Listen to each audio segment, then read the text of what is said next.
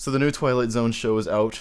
If you clicked on this video, presumably I don't have to fill you in on what that is. The first episode is free on YouTube. I haven't seen the second episode because I'm not going to pay for CBS All Access, but I had some thoughts that I've written down, and I would like to share them, because why else do I have this channel? I think Jordan Peele is a great choice for the host of the show. I know he's executive producer, creator, whatever that role entails. And it's a little, I'm not entirely sure what his creative role in the show is. Obviously he's in it, but I don't know to what extent he writes. This episode credits Alex Rubens as its writer, and he's written for Key and Peele, their movie Keanu, Big Mouth, I think Community, a bunch of non-horror properties, but, pretty solid stuff. So I think, Jordan Peele probably brought him on knowing this episode would be in good hands. And if there's one thing we know about Jordan Peele's taste in movies, it's that he very much likes The Shining. And that is written all over this episode. From the very first shot, I was thinking, is this an allusion to The Shining?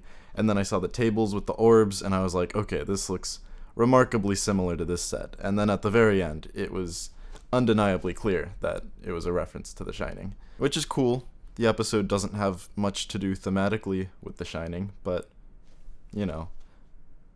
I think they worked in the ethos of that pretty well. The cast is pretty great. Kumail Nanjiani always delivers. They've got Tracy Morgan in this episode, a few other big names.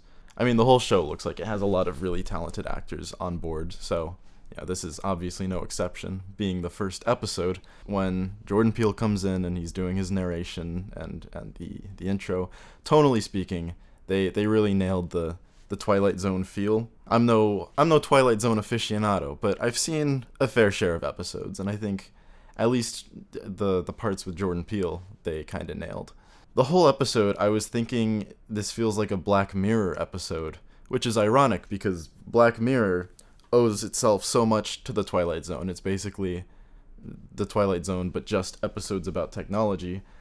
But it's there's this kind of ironic looping around where this new Twilight Zone feels indebted to Black Mirror, which is even more heavily indebted to the original Twilight Zone. And I think a lot of that has to do with the cinematography. It's the whole episode, I think, is handheld. There are very few mounted shots, very shallow depth of field for the most part.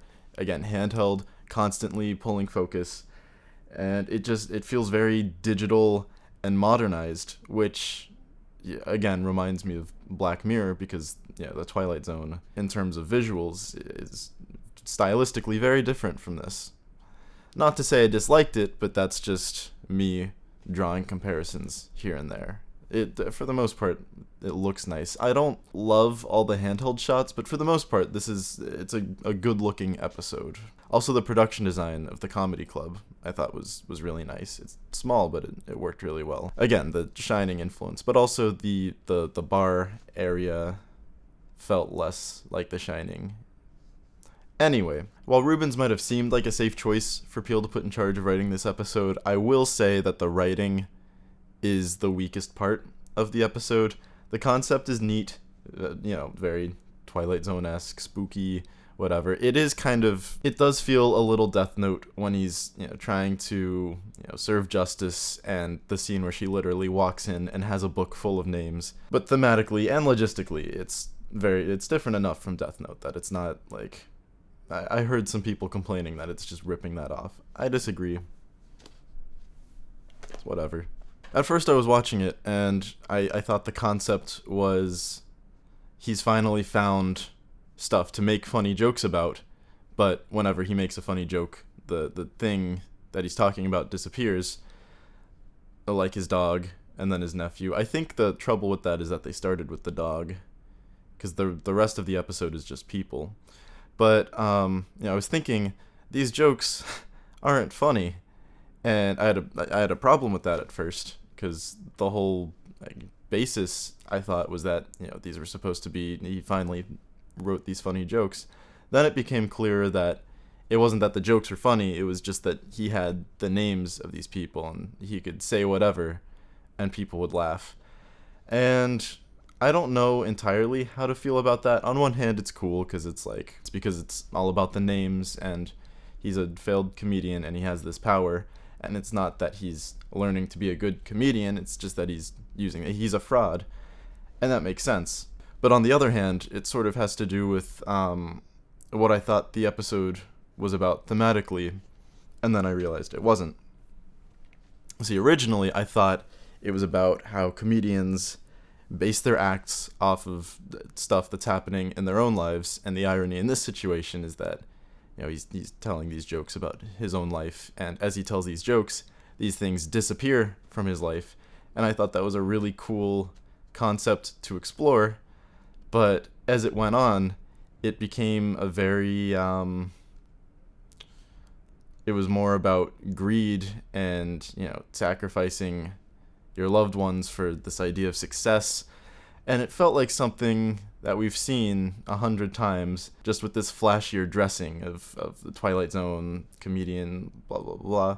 It just makes you question, you know, why a comedian. It just felt a little like a template, and just the same story with the face of I feel like I'm repeating myself at this point, but you know what I mean, right? I'm assuming you know what I mean. Yeah, not that I'm asserting that my idea of what the episode should have been is better than what the episode was, because that's no way to judge a movie or a TV show. But it did feel a little like the story itself was rehashed. The plot with the comedian and all that was fresh enough for me, and I enjoyed it. But yeah, that sense of this guy's selling out, I don't know, it just felt unoriginal. Another thing I thought was really cool was when they go into the repercussions of making people disappear, and at first it's like, oh, I saved this family, but then he's changing his life completely with his girlfriend, and changing her life completely, changing his life with her, their relationship, all that I thought was really cool. And they were starting to go into all this butterfly effect stuff, but it kind of stopped there, and it got me thinking, like, there are way more repercussions for the stuff that he's doing. And if you're gonna go into that, you should flesh that out a little more, because what they did flesh out was neat, but then because they introduced us to this, I feel like they didn't really address the rest of the consequences of what he's doing, other than these people are no longer in his life. Because he's, these effects are so drastic, and these effects are so drastic, and the fact that he makes himself disappear, everything goes back to how it would have been without. I don't know. It's one of those things where you have to suspend disbelief a good amount. And that was a little tough for me, I will say. I also really hated how much this episode relied on exposition. Not just like conversational exposition, but Samir literally saying to himself, oh, right, because I did this is gonna happen, and blah, blah, literally just talking to the audience under the guise of talking to himself. It just felt really lazy. I did not like that. Also, at first, I thought it was kind of like, he's a failing comedian, but he lives in this really nice apartment, and when he becomes successful, they just stay in the apartment. But then it's revealed that his girlfriend is a lawyer, so it makes sense that they can afford this apartment. And then, because of that, I think the dynamic is actually more interesting, rather than being a struggling couple. They're doing fine collectively, but he feels like he's not pulling his own in the relationship, and he feels like he's just doing this comedy thing as a fun little hobby while she's the breadwinner. And I think that added a good amount of depth to the relationship. I don't know how to rate a TV episode. 7, 6, 7. I liked it. I had some problems with it. Ultimately, I think the episode shows a lot of promise in concept, in bringing back the feel of the Twilight Zone. And also, even though Black Mirror is super popular right now, and this reminds me a lot of Black Mirror, Black Mirror limits itself to being about technology. The Twilight Zone can go a lot of different routes to separate itself. Again, ironically, because the Twilight Zone was around 50 years ago. Unfortunately, I'm not going to pay for CBS All Access. I don't know who is. It's like $15 a month. I mean, it's old news that everything is coming out with a streaming service and basically remarketing cable packages. But this streaming service is not going to be a priority. We've got Netflix, Hulu, HBO Go, HBO Now, Amazon. Those are like the big four right now. I think Showtime's doing all right. I can't speak for Showtime, but the DC streaming service, Disney's got their streaming service coming out. I don't know anyone who's gonna prioritize CBS All Access, which is upsetting because the Twilight Zone could be really good, but it's gonna be tough to bring an audience, and it's a little concerning regarding the longevity of the show. The second episode that also aired the same night as this episode is a remake of the William Shatner episode. That's a little risky. I haven't seen it yet. I don't know how that's gonna go.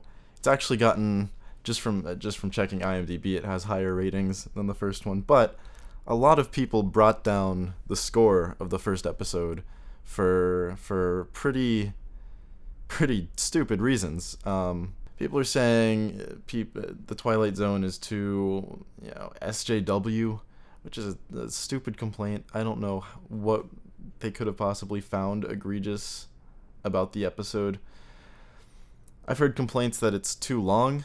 I didn't think it was too long. I did think it was a little predictable and, again, over-explained, but I never thought the episode dragged.